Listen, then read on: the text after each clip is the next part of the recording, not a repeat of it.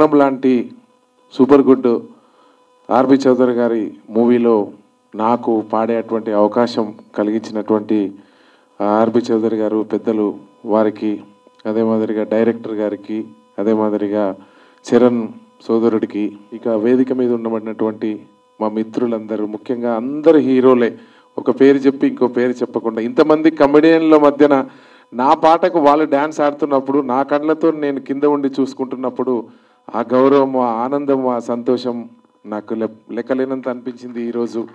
ఎందుకంటే నేను అంటేనే మీ అందరికీ తెలుసు, నల్గొండ బిడ్డగా, నల్గొండ గద్దరుగా ఇప్పుడు ఆంధ్ర అండ్ తెలంగాణ తెలుగు ప్రజల హృదయాంతరాలలో మొత్తం ఎక్కడ చూసినా నల్గొండ గద్దరు. ఇక్కడ 3 రంగుల జెండా కానీ, అక్కడ జెండాలు జత కట్టించడం కానీ, ముఖ్యమంత్రులకే నేను అంత పాటలు పాడినా, అంత క్రేజీ ఉన్నప్పటికీ నాకు ఎప్పుడు ఒక హెల్తీ ఉండేది. ఎప్పుడు కూడా ఒక్క సినిమాలో కూడా 20 ఏళ్ళ నుంచి పోరాడితే ఒక్క అవకాశం కూడా రాకపోయే.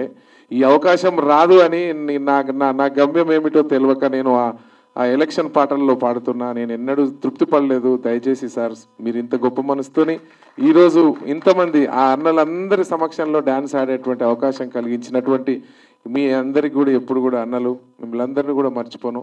మరీ ముఖ్యంగా సోదరుడు చరణ్ అర్జున్, 20 సంవత్సరాలుగా చరణ్ నాకు సినిమా ఒక్క హిట్ కూడా రాకపోయాయంటే ఏదో ఒక రోజు నీ రోజు వస్తుందన్న అని తమ్ముడు చెప్పడం, నేను నమ్ముతూ, ఆయన మాటను నమ్ముతూ ఏదో ఒక రోజు పాడతా అనుకున్నా. కట్ చేస్తే ఈరోజు ప్రసాద్ ల్యాబ్లో ఇంత ఘనంగా మీ అందరి మీడియా మిత్రుల సమక్షంలో తమ్ముడు నేను పక్కపక్కన కూర్చొని మా ఇద్దరి పాటే ఈరోజు రిలీజ్ అయ్యి మీ ముందు అవుతున్నందుకు కూడా చాలా సంతోషంగా ఉందని కూడా నేను గుర్తు చేస్తా ఉన్నా.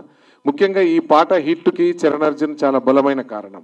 ఎందుకంటే ఆ జానపద బాణీని తీసుకొని అంత గొప్ప ఫ్లో కూడా, ఓ యాదమ్ యాదమ్మో యాదమ్మో ఆకులో యాదమ్మో యాదమ్మ నారాని నారల్లో నారల్లో నల్లారి నారల్లినో నారల్లో ఇట్లా అనుకున్నాను. అదే ఓ పిల్ల అన్నటువంటి లాస్ట్కు ఒక లైన్ కూడా ఇచ్చాడు. అంత గొప్పగా ప్రాసను రాయాలంటే ఇవాళ రచయితలు ఎవరితో కాదు. ఎందుకంటే చరణ్కున్న గొప్పతనం, చరణ్ అర్జున్కి ఏంటంటే గొప్ప రచయిత, గొప్ప గాయకుడు, మంచి సంగీత దర్శకులు.